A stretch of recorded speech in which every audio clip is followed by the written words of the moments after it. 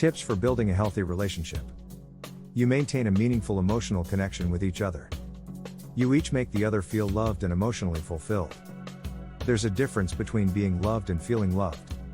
When you feel loved, it makes you feel accepted and valued by your partner, like someone truly gets you. Some relationships get stuck in peaceful coexistence, but without the partners truly relating to each other emotionally. While the union may seem stable on the surface, a lack of ongoing involvement and emotional connection serves only to add distance between two people. You're not afraid of respectful disagreement.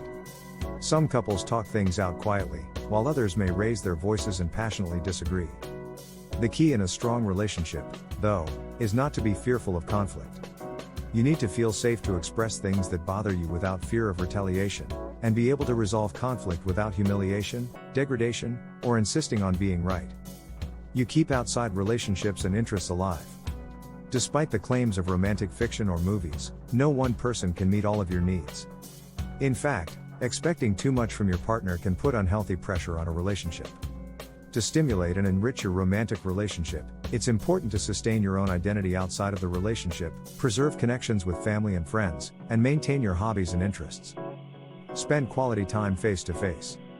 You fall in love looking at and listening to each other. If you continue to look and listen in the same attentive ways, you can sustain the falling in love experience over the long term. You probably have fond memories of when you were first dating your loved one. Everything seemed new and exciting, and you likely spent hours just chatting together or coming up with new, exciting things to try. However, as time goes by, the demands of work, family, other obligations, and the need we all have for time to ourselves can make it harder to find time together.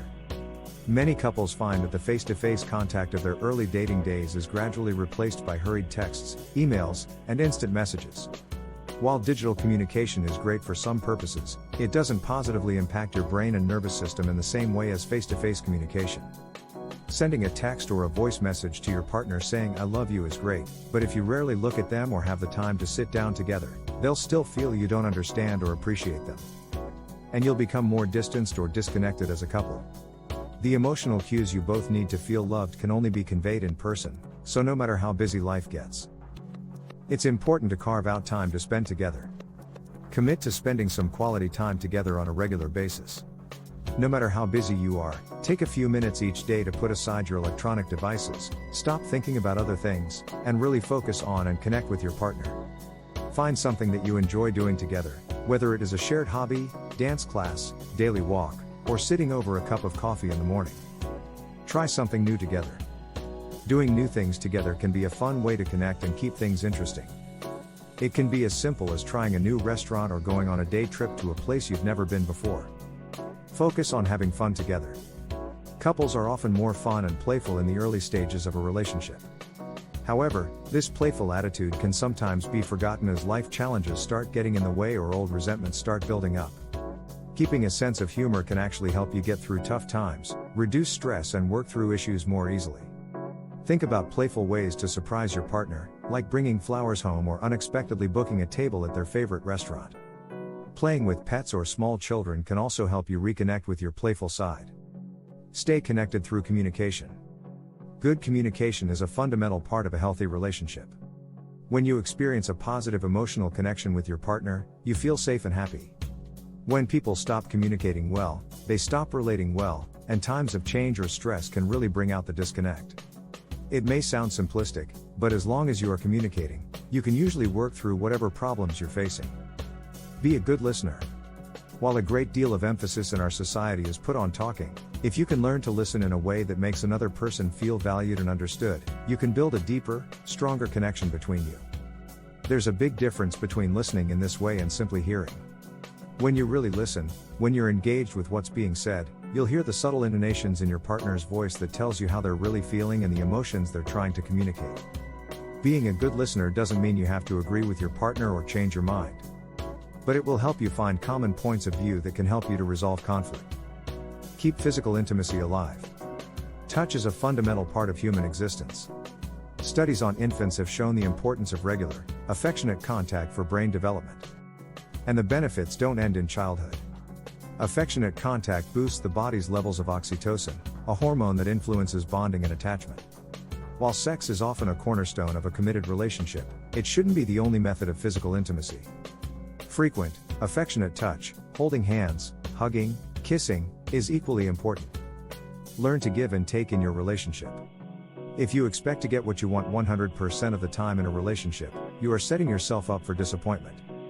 Healthy relationships are built on compromise. However, it takes work on each person's part to make sure that there is a reasonable exchange. Don't make winning your goal. If you approach your partner with the attitude that things have to be your way, or else, it will be difficult to reach a compromise.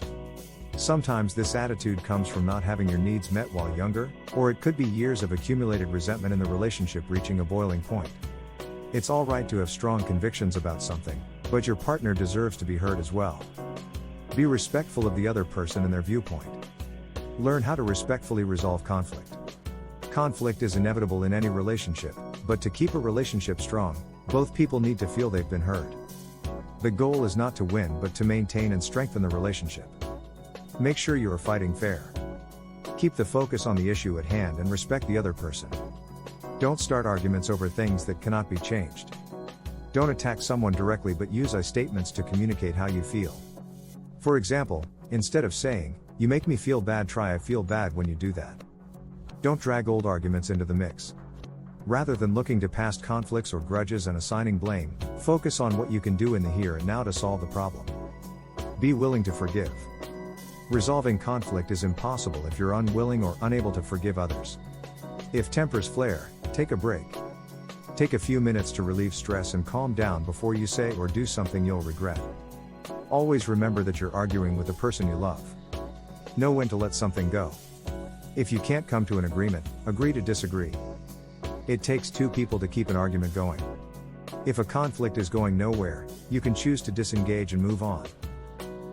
Please like, comment, share and subscribe to my channel. Thanks for watching.